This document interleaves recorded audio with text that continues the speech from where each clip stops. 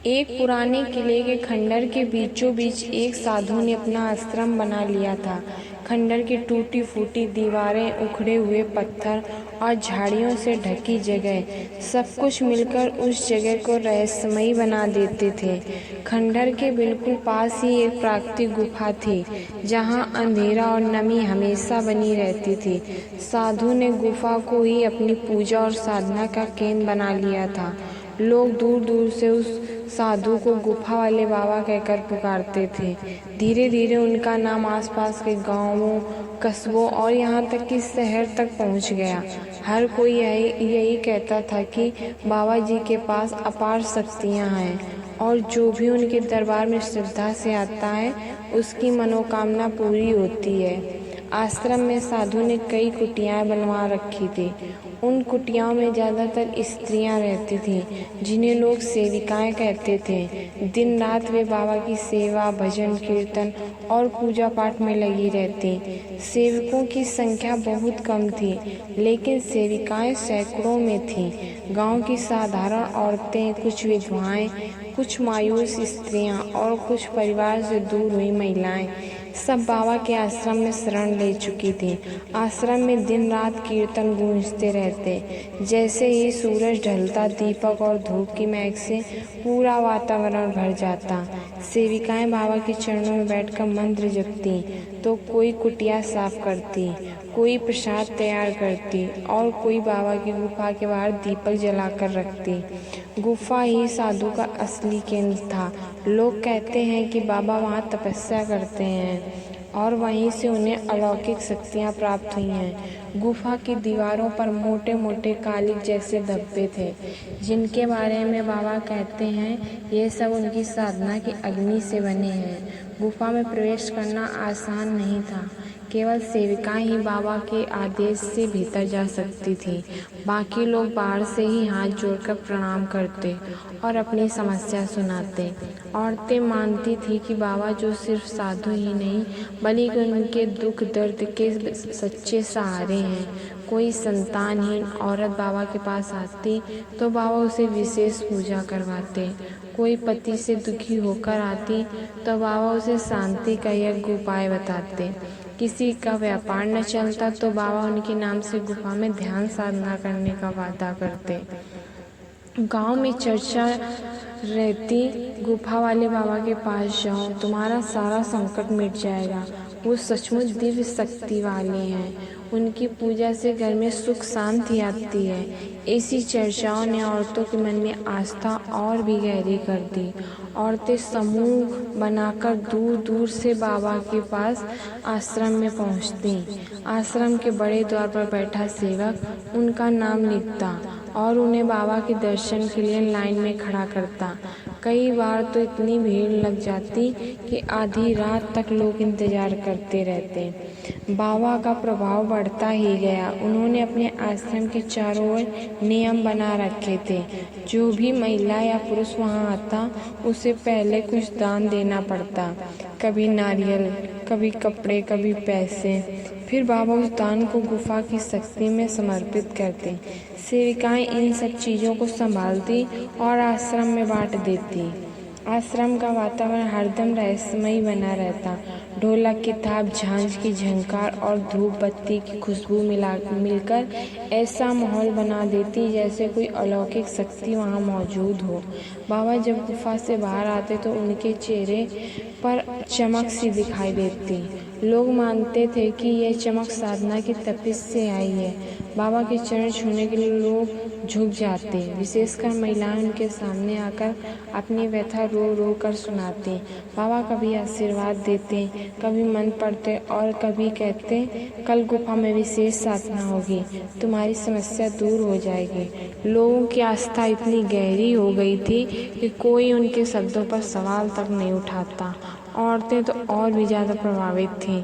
वे अपने पतियों से छिपकर भी आश्रम पहुंच जाती, क्योंकि उन्हें विश्वास था कि गुफा वाले बाबा के बिना उनका जीवन अधूरा है। गुफा और आश्रम मिलकर ऐसा तंत्र बन गया जहाँ हर दिन आस्था का मेला लगता। सेविकाएं बाबा की हर आज्ञा का पालन करती। कई बार रात में भी मंत्रोच्चार और दीप जलाने का क्रम चलता। गुफा के बाहर कतार लगी रहती और भीतर रहस्यमय चुप्पी का राज कायम रहता। धीरे धीरे आसपास के गांवों में यह मान्यता बैठ गई कि गुफा वाला बाबा कोई साधारण साधु नहीं है। उनके पास देवी देवताओं की सी शक्तियाँ हैं। अगर बाबा ने किसी को आशीर्वाद दे दिया तो उसका बिगड़ा काम भी संवर जाता है। गांव की महिलाएं आपस में बातचीत करती। अरे बहन, मेरे खेत में इस साल फसल अच्छी हुई, बाबा ने कृपा की। मेरी बहू को संतान नहीं हो रही थी, बाबा की पूजा से अब उसके गर्भ के लक्षण हैं। मुझे तो लगता है कि बाबा जी खुद महादेव के अंश हैं। ऐसी बातों ने गुफा वाले बाबा के चारों ओर रहस्य और चमत्कार का ऐसा घेरा बना दिया कि लोग बिना सोचे समझे उनकी ओर खींचे चले आते। आश्रम अब केवल पूजा पाठ की जगह नहीं रहा था, बल्कि वह विश्वास और डर का केंद्र बन गया था। लोग मानते थे कि अगर बाबा से आशीर्वाद नहीं लिया तो अनहोनी हो सकती है। यही डर और आस्था मिलकर उस खंडर को आस्था के विराट मंदिर जैसा बना चुके थे। अनामिका की उम्र 25 साल थी। वह बेहद खूबसूरत और भोली थी। उसके चेहरे पर मासूमियत थी, आंखों में सपने थे और मन में अपने परिवार की चिंता। शादी को ज़्यादा वक्त नहीं हुआ था, मगर पति की नौकरी अचानक छूट जाने से घर की हालत बिगड़ गई थी। इस चिंता में डूबी अनामिका अपनी पड़ोसन के पास बैठी थी। तभी उसने कहा, अनामिका, तुम गुफा वाले बाबा के पास क्यों नहीं जाती? मेरा जीजा जी की नौकरी छूट गई थी, उन्होंने बाबा से पूजा करवाई और देखो महीने भर में काम बनने लगा। अनामिका ने पहले हल्की मुस्कान दी, पर अंदर से सोच में पड़ गई। घर पर पैसों की तंगी है, पति का गुस्सा और सास की उल्हानाएं सब उसे बेचैन कर रहे थे। शायद बाबा सचमुच शक्तिशाली हों, शायद वे ही उसके संकट को दूर कर दें। उस रात उसने बिना बहुत सोचा और आखिरकार तय किया कि एक बार बाबा से मिलना चाहिए। अगली सुबह वह आश्रम पहुंची।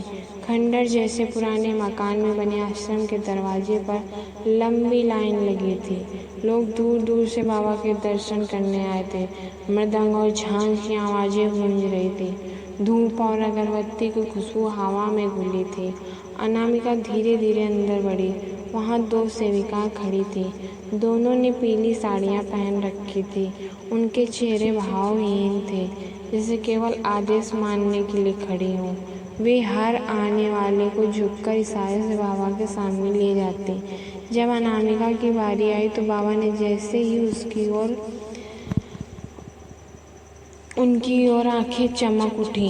कुछ देर तक वह चुपचाप उसे देखते रहे, फिर भारी आवाज में बोली, बेटी, तेरे घर पर गहरा संकट है। तेरे पति का भाग टूट गया। अगर जल्दी पूजा ना हुई तो अनहोनी हो सकती है। अनामिका का दिल धक्क से रह गया। उसे लगा बाबा ने बिना बताए उसकी सारी परेशानी जान ली। वह विश्वास से कांपते हुए बोली, बाबा, मुझे क्या करना होगा?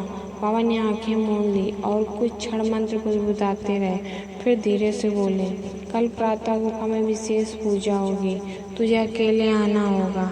ध्यान रहे, यह बात किसी से कहना मत, वरना पूजा में रुकावट आ जाएगी। अनामिका ने सिर हिलाया। वह भीतर से डर भी रही थी और आशा भी कर रही थी। अगले दिन बिना किसी को बताए वह सुबह सुबह घर से निकल गई। पति को उसने कहा था कि वह मंदिर जा रही है। मन में अजीब सी धड़कन थी। जब वह आश्रम पहुंची तो वहीं पीली साड़ी वाली सेविकाएं गुफा के द्वार पर खड़ी थी। उन्होंने कोई सवाल नहीं किया, बस अंदर ले गई। गुफा के भीतर का नज़ारा देखकर अनामिका चौंक गई। वहाँ बीचों बीच एक सुंदर पलंग रखा था, जिस पर सफ़ेद चादर और फूल बिछे थे। पास ही एक छोटा सा हवन कुंड जल रहा था। धुएं और घी की खुशबू ने वातावरण को रहस्यमय बना दिया था। दीवारों पर दीपक टिमटिमा रहे थे।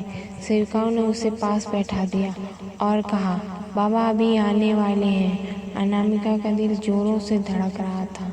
उसके मन में सवाल उठ रहे थे कि पूजा ऐसे पलंग के पास क्यों होगी, लेकिन वह चुप रही। उसके कानों में बस वही शब्द गूंज रहे थे, तेरे घर संकट है।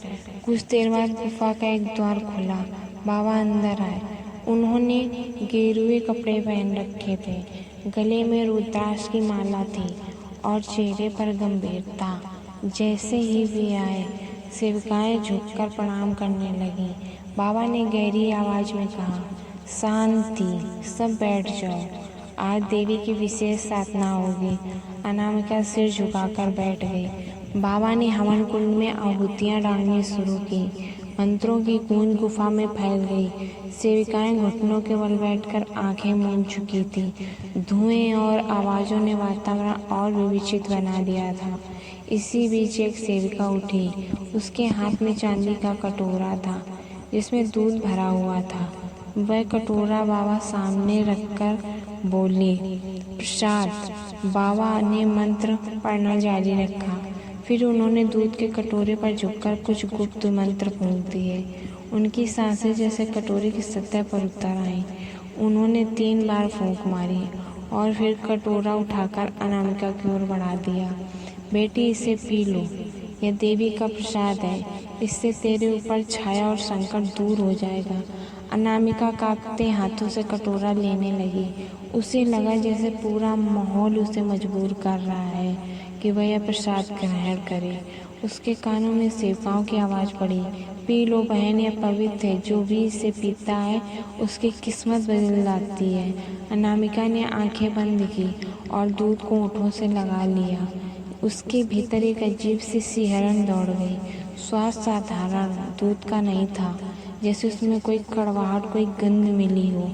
बाबा उसकी ओर देख रहे थे। उनकी आंखों में एक अलग चमक थी। उस पल अनामिका को लगा कि उसने अपने जीवन का सबसे बड़ा फैसला कर लिया। एक ऐसा फैसला जिसकी असली सच्चाई अभी सामने आनी बाकी थी। अनामिका ने जैसे ही प्रसाद पिया, उसके भीतर कुछ बदलने लगा। दूध का स्वाद साधारण था, मगर गले से उतरते ही उसके सिर पर हल्का चक्कर घूम गया। आंखों के आगे अजीब सी धुंध छा गई। वह संभलने की कोशिश करती, तभी पास खड़ी सेविका मुस्कुराकर बोली, बेटी घबराना मत, यह देवी की कृपा है। जब कृपा बरसती तो देह हल्की और मन तैरने लगता है। अनामिका ने खुद को समझाने की कोशिश की। आखिर यह पूजा कोई साधारण कर्मकांड नहीं, शायद सचमुच देवी उतर रही हो।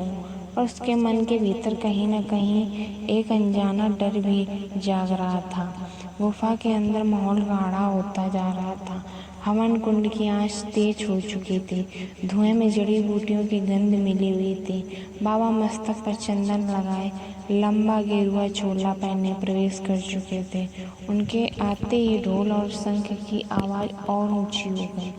पूरा वातावरण ऐसा लग रहा था जैसे सचमुच कोई अदृश्य शक्ति यहाँ मौजूद हो। बाबा ने आंखें मूंदी और गहरी आवाज में बोले, देवी प्रसन्न है। इस कन्या के जीवन में संकट अवश्य है, इसे मुक्त करना होगा। अनामिका के पैरों के नीचे जैसे जमीन खिसक गई। उसने बाबा की ओर देखा। उनकी आंखों में तेज चमक रही थी, मगर साथ ही कुछ ऐसा भी था जिसे देखकर वह सिहर उठी। पूजा आगे बढ़ी। मंत्रों ने मंत्रोच्चार शुरू किया। सेविकाएं एक सुर में गाने लगी। कुछ देर बाद उनमें से एक सेविका थाल में फूल और चंदन ले आई। उसने अनामिका को उन फूलों से ढकने लगी। दूसरी सेविका उसके पीछे खड़ी होकर सिर पर हाथ फेर रही थी। अनामिका को अजीब सा लग रहा था। यह पूजा उसने पहली बार देखी हुई थी। यहाँ सब कुछ बहुत रहस्यमय और असमान था। कुछ देर बाद बाबा ने उसे हवन कुंड के पास बुलाया। वह जैसे तैसे उठ कर गई। बाबा ने उसके माथे पर राख लगाई और कहा, अब देवी तुझ में उतरने वाली है। आंखें बंद कर ले और शरण में आ जा। अनामिका ने आंखें मूंदी, पर उसका भीतर से उसका मन कांप रहा था। तभी उसने महसूस किया कि कोई उसका हाथ पकड़कर बैठ रहा है। सेवकाओं की मधुर आवाज़, ढोल की थाप और मंत्रों की गूंज उसे अर्ध चेतना में ले जाने लगी। धीरे धीरे दूध का असर गहराने लगा। उसकी पलकें भारी, देह सुस्त हो चुकी थी, पर उसी हालत में उसने कुछ अजीब देखा। गुफा की दीवार के कोने पर लोहे की संदूक जैसी पेटियां रखी थी। उनमें से एक का ढक्कन आधा खुला था और अंदर गहनों की चमक साफ दिख रही थी। पास ही औरतों के कपड़े, चुनरी और साड़ियां बिखरी पड़ी थी। अनामिका के मन में एकदम से सवाल उठा, ये सब क्यों है? पूजा के स्थान पर इतने कपड़े और गहने क्यों? उसके शरीर में सिहरन दौड़ गई। उसे लगा जैसे अचानक सारी बातें साफ होने लगी हों। ये कोई साधारण पूजा नहीं थी, ये तो एक खेल था, औरतों की आस्था का, उनके विश्वास का। इतने में बाबा की आवाज़ आई, बेटी तेरा ध्यान भटक रहा है, ध्यान इधर ला, देवी तुझसे प्रसन्न होना चाहती है। अनामिका ने आंखें खोली तो देखा बाबा उसके बहुत पास आ चुके थे। उनके ओंठ मंत्र बोल रहे थे, मगर उनकी आंखें किसी और अर्थ को बयां कर रही थी। उस पल अनामिका को अपने भीतर गहरी घबराहट महसूस हुई। वह समझ गई कि वह जिस शक्ति की तलाश में आई थी वह असल में छलावा है। यह पूरा आश्रम और गुफा केवल औरतों को फंसाने का जाल था, लेकिन वह इस समय कुछ भी करने की हालत में नहीं थी। प्रसाद का असर अभी भी उसके शरीर पर था। आवाज़ भारी हो चुकी थी। उसने सोचा, अगर अभी विरोध किया तो शायद जान पर भी बन आए। उसने मन ही मन ठान लिया, मैं भी शांत रहूंगी, पर यहाँ से निकलकर सबको सच्चाई बताऊंगी। बाबा ने उसे आशीर्वाद देने के नाम पर सिर पर हाथ रखा और धीरे धीरे पूजा समाप्त की ओर बढ़ने लगी। सेविकाएं प्रसन्न स्वर में गा रही थी, मानो कोई बड़ी सिद्धि पूरी हो चुकी हो। अनामिका बाहर आई तो शाम ढल चुकी थी। गुफा के बाहर अंधेरा घिर रहा था। ठंडी हवा उसके चेहरे पर पड़ते ही उसे कुछ राहत मिली। उसने गहरी सांस ली और ही मन खुद से कहा, यह सब ढोंग है, अब और औरतों को इस जाल में फंसने नहीं दूंगी। लेकिन उसी क्षण उसके भीतर डर भी था। क्या गांव वाले उसकी बात मानेंगे? लोग तो बाबा को देवता मानते हैं, उनकी महिमा गाते हैं, कोई उसकी बात सुनेगा भी या नहीं? वह चुपचाप घर लौट आई। पूरी रात उसे नींद नहीं आई। बाबा का चेहरा, गुफा के चमकते गहने, सेवकाओं की रहस्यमयी मुस्कान, सब उसकी आंखों के सामने घूमते रहे। सुबह होते ही उसने निश्चय किया कि सच सबके सामने लाना है, चाहे कितनी भी मुश्किलें आए। वह इस ढोंग को पर्दाफाश करके रहेगी। उसी पल अनामिका सीधी साधी लड़की थी रह गई थी। उसके भीतर डर था कि कहीं सच जानने के बाद उसका पति छोड़ न दे। इस डर से उसने किसी से कुछ नहीं कहा। गुफा वाले बाबा का नाम दूर दूर तक फैल चुका था। लोग मानते थे कि बाबा की साधना से हर संकट दूर हो जाता है, लेकिन सच्चाई यह थी कि जितनी आस्था और श्रद्धा बाहर दिखाई देती थी, उतने ही गहरे सवाल उस गुफा की अंधेरी दीवारों के पीछे छिपे हुए थे। आश्रम में रहने वाली सेविकाएं साधारण औरतें थीं। उनमें से ज़्यादातर अपने घर परिवार से दुखी होकर बाबा के पास आ गई थी। कोई विधवा, कोई मायके से निकाल दी गई थी, कोई पति के अत्याचार से त्रस्त होकर भाग आई थी। बाबा ने उन्हें शरण दी और धीरे धीरे अपने विश्वास में बांध लिया। सेविकाएं बाबा को ईश्वर का रूप मानने लगी। दिन रात उनका काम बस यही होता, भजन गाना, गुफा की सफाई करना, दीपक जलाना और बाबा की आज्ञा मानना। गुफा का रहस्य केवल बाबा और उनकी कुछ खास सेविकाएं तक ही सीमित था।